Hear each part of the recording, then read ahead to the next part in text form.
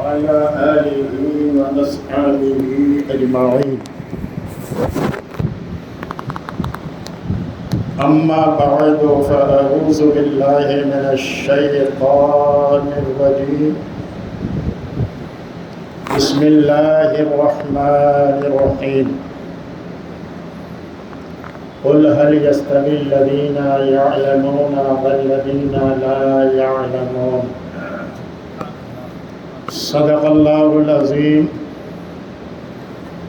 وبلغنا رسوله النبي الأمين الكريم ونحن على ذلك لمن الشاهدين والشاكرين والذاكرين والحمد لله رب العالمين. عقیدت و احترام کے ساتھ جی لگا کر نذرانہ درود و سلام پیش کریں. اللهم صل على سيدنا ومولانا محمد مبارك وسلم صلاة وسلاما عليك يا رسول الله یا نبی اللہ صلی اللہ علیہ وسلم. جہاں میں اہل ایمان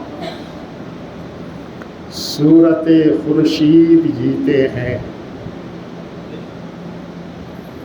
جہاں میں اہل ایمان صورت خورشید جیتے ہیں، کبھی یہاں ڈوبے وہاں نکلے اور وہاں ڈوبے یہاں نکلے. میرے جنازے پہ رونے والوں مجھے بغور دیکھو. میرے جنازے پہ رونے والوں مجھے بغور دیکھو کہ غم نبی میں لباس ہستی بدل گیا. حضور اشرف الفقہا مفتی اعظم مہاراشٹرا شارح کلام رضا اور بہت ہی مشہور معروف خطیب اور پیر حضرت علامہ مفتی مجیب اشرف صاحب رحمۃ اللہ تعالی علیہ گرچہ ہمارے بیچ جسم خاکی کے ساتھ نہیں ہے، جسد خاکی کے ساتھ نہیں ہے، بلکہ میں اگر یوں کہوں تو بیجا نہ ہوگا، ان کے جسد خاکی کو ابر خاکی نے چھپا لیا. ان کے جسد خاکی کو ابر خاکی کو چھپا لیا، لیکن ان کی عظمتوں کو، روحانی ارتقاء کو کوہ ہمالیہ چھپا نہ سکا. کوہ ہمالیہ موت جو ہے رشتہ حیات کو توڑ دیتی ہے مگر روحانیت کو بگاڑ نہیں سکتی. موت جو ہے روحانیت کو بگاڑ نہیں سکتی. انسان چلا جاتا ہے لیکن اس کی زاہدانہ زندگی اسے زندہ رکھتی ہے. انسان چلا جاتا ہے، ان کا کردار انہیں زندہ رکھتا ہے، ان کا گفتار انہیں زندہ رکھتا ہے. شخصیت نہیں رہتی لیکن ان کی صالحیت زندہ رہتی ہے، ان کی خوش اخلاقی زندہ رہتی ہے، ان کی خوش عقیدگی زندہ رہتی ہے. مفتی مجیب اشرف گر ہمارے بیچ نہیں ہیں، ان کی خوش عقیدگی زندہ ہے، ان کا کردار زندہ ہے. وہ نہیں ہیں، انہوں نے ہزاروں بد اخلاقوں کو اخلاق مند بنایا ہے، وہ زندہ ہے. وہ نہیں ہیں، انہوں نے سینکڑوں کافروں جاہلوں کو عالم بنایا ہے ان کی شکل میں زندہ ہے۔ وہ نہیں ہے، انہوں نے ہزاروں مردہ دلوں کو زندگی دی ہے، اس شکل میں زندہ ہے۔ وہ زندہ ہے اپنے کارناموں کی شکل میں، اپنی داعیانہ زندگی کی شکل میں، وہ اپنے صالح مریدین کی شکل میں، ان کے علماء جو خلفاء علماء ہیں ان کی شکل میں، وہ زندہ ہے دارالعلوم امجدیہ کی شکل میں، وہ زندہ ہے دارالعلوم انوار رضا کی شکل میں، وہ زندہ ہے مسجد امجدی کی شکل میں، وہ زندہ ہے مسجد آمنہ کی شکل میں، وہ زندہ ہے بے شمار صالح مریدین کی شکل میں، وہ زندہ ہے مسائل سجدہ سو کتاب کی شکل میں، وہ زندہ ہے تحسین العیادہ کی شکل میں، وہ زندہ ہے انوار تابش مفتی اعظم کی شکل میں، وہ زندہ ہے خطبات کولمبو کی شکل میں، وہ زندہ ہے اپنے درجنوں مضامین کی شکل میں، وہ زندہ ہے اپنے کردار کی شکل میں۔ بے شک وہ زندہ ہے۔ انہوں نے جو خدمتیں انجام دی ہے ان خدمات کی شکل میں زندہ ہے۔ ایک عالم دین کی جو شان ہے آپ اسے دیکھیے کیا شان ہے۔ علماء بے شک سچے علماء، علماء ربانیین حضور کے نائب، حضور کے نائب ہیں۔ اس جہاں میں انبیاء مرسلین کے بعد اللہ کو جسے سب سے زیادہ بندہ پسند ہے وہ عالم دین ہے۔ میں عالم دین کی بات کر رہا ہوں، واقعی میں عالم دین ہو اسے پسند ہے۔ حضرت سیدنا امام مالک رحمۃ اللہ علیہ مشہور عاشق رسول، ان کی بارگاہ رسول کے آداب جانتے ہی ہیں علیل۔ مدینہ شریف میں رہے اور مدینہ شریف ہی میں وصال فرمایا۔ ایک شخص کہتے ہیں یحییٰ بن یحییٰ مسمودی رحمۃ اللہ تعالیٰ ہے، کہتے ہیں کہ امام مالک رحمۃ اللہ علیہ ایک لمبے ٹائم تک بیمار رہے۔ اسی بیماری میں جب آپ کی زندگی کا آخری یہ تھا، بہت سے شہروں سے دیہاتوں سے علماء کرام آپ کی زیارت کے لیے آئے۔ فرماتے ہیں جو علماء زیارت کے لیے آئے جس میں میں موجود تھا اس میں 130 علماء تھے، 130 علماء تھے۔ میں وہاں موجود تھا اور حضرت پر بے ہوشی وشی کی کیفیت طاری تھی۔ میں بار بار پلٹ پلٹ کے آپ کے چہرے کی طرف آتا اور آپ کو سلام عرض کرتا، اس نیت سے کہ ان کی ایک نگاہ مجھ پر پڑ جائے تو سعادت اخروی کا سامان بن جائے۔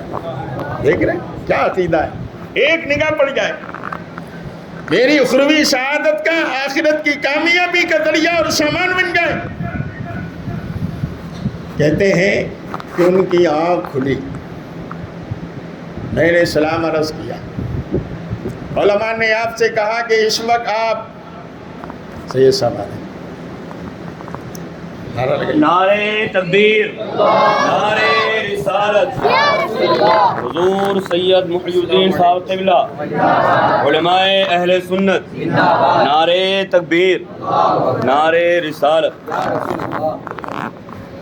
درود پاک پڑھیے، اللہم صلی علی سیدنا مولانا محمد مبارک وسلم، صلاۃ و سلام علیک یا رسول اللہ صلی اللہ علیہ وسلم۔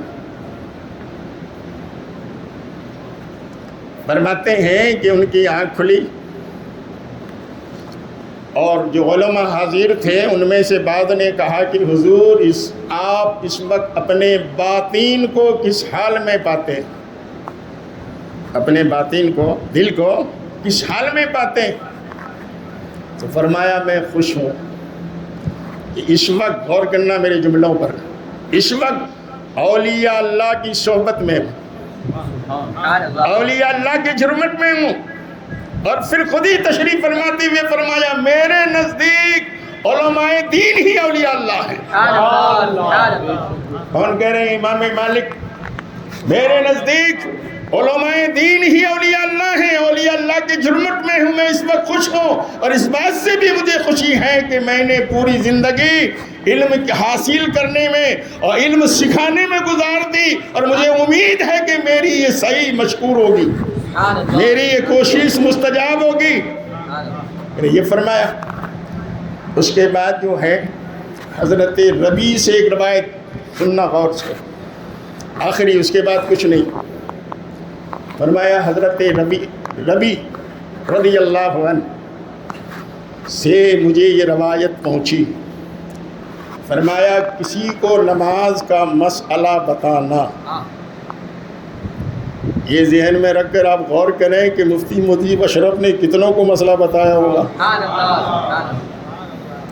ان کی نیزی محفلیں آپ نے دیکھی ہوگی، لوگوں کو مسائل پوچھتے ہوئے دیکھا ہوگا، وہ کن باتوں سے زیادہ خوش ہوتے تھے وہ بھی دیکھا ہوگا۔ علماء سے، ائمہ سے پوچھتے تھے آپ کے مقتدی کتنے آتے ہیں نماز میں، یہ بھی پوچھتے تھے فجر میں کتنے ہوتے ہیں، ایک دفعہ مجھ سے بھی پوچھا تھا، ان کو یہ فکر زیادہ ستاتی تھی۔ فرمایا امام مالک رحمۃ اللہ تعالی علیہ نے حضرت ربیع کے ذریعے سے جو روایت ان تک پہنچی تھی، فرمایا حضور اکرم نور مجسم رحمت عالم صلی اللہ علیہ وسلم نے فرمایا کسی کو نماز کے صحیح مسئلے بتانا، صحیح مسئلے، پوری دنیا کی دولت خرچ کرنے سے زیادہ ثواب، پوری دنیا کی دولت خرچ کرنے سے زیادہ ثواب ہے۔ اس روایت کو شاہ عبد العزیز محدث دہلوی نے بھی نقل کیا بستان المحدثین میں، اور دوسرے محدثین نے اس کو نقل کیا۔ نماز کے مسئلے بتانا، اب اس سے مفتی مجیب اشرف کے مقام کا اندازہ لگا سکتے ہیں؟ نہیں لگا سکتے۔ پوری دنیا کی دولت کسی کو ہے میسر، وہ دے دے، صدقے میں دے دے، راہ خدا میں لٹا دے، اس کا جو ثواب ہے اس سے کہیں زیادہ ثواب اسے ملے گا جس نے صحیح نماز کا مسئلہ بتایا۔ آگے فرمایا یہ روایت ان سے مجھ تک پہنچی ہے، کسی کے دینی الجھن کو دور کرنا، دینی الجھن، مجلس شرعی مفتی صاحب موجود ہیں، وہاں کے فیصل بھی رہے ہیں، اس مجلس میں آپ شریک بھی رہے ہیں، اور فیصلہ کرنا ہے۔ جو مختلف علماء، مفتیان کرام نے، محققین نے جو اپنی اپنی رائے کتب احادیث اور علماء کی کتابوں کی روشنی میں، قرآن و احادیث کی روشنی میں جو اپنی اپنی جو ہے تحقیقات پیش کی ہیں، اس فیصل کی حیثیت سے وہاں بھی رہے۔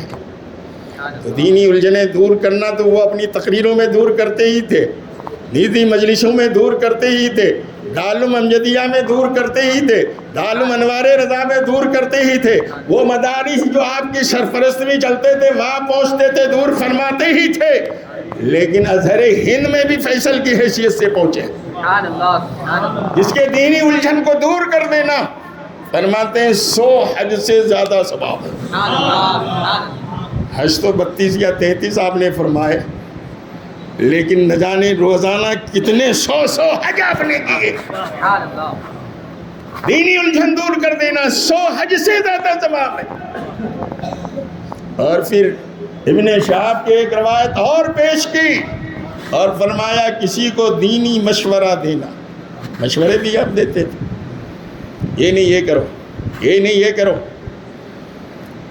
دینی مشورہ دینا، فرمایا 100 جنگوں میں، 100 غزوات میں جہاد کرنے سے زیادہ ثواب ہے۔ امام مالک نے فرمایا، روایت انہوں نے بیان کی۔ تو حضرت مفتی مجیب اشرف کی شخصیت کو سمجھنا بہت مشکل ہے، اور سب سے بڑی چیز یہ ہے وہ شریعت و سنت کے پابند تھے، شریعت و سنت کے۔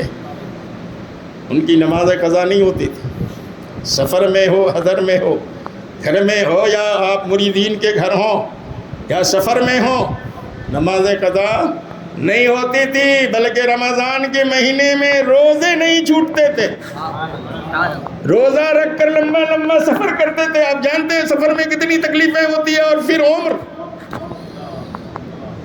اس عمر کو آدمی گھر میں بھی ان کے لیے روزہ رکھنا مشکل ہوتا ہے، شیخ فانی کی وہ عمر ہوتی ہے، ان کے لیے جو ہے یہ رخصت ہوتی ہے کہ وہ فدیہ دے دیں، لیکن اس عمر میں بھی روزہ رکھنا، سفر کرنا اور جہاں جانا وہاں تقریر بھی کرنا، جہاں عشاء تراویح پڑھتے تھے وہاں تقریر بھی کرتے تھے۔